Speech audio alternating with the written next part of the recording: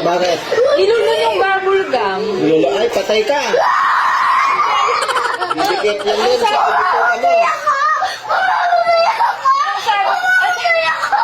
Eh, di ba yun naman sabi mo? Patayin mo na ako? Di ba yun ang sabi mo? Ano nga nito?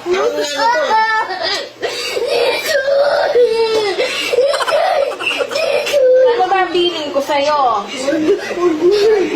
O eh, bakit nilulun mo? Ikaw ba naglulunod ng bakulang?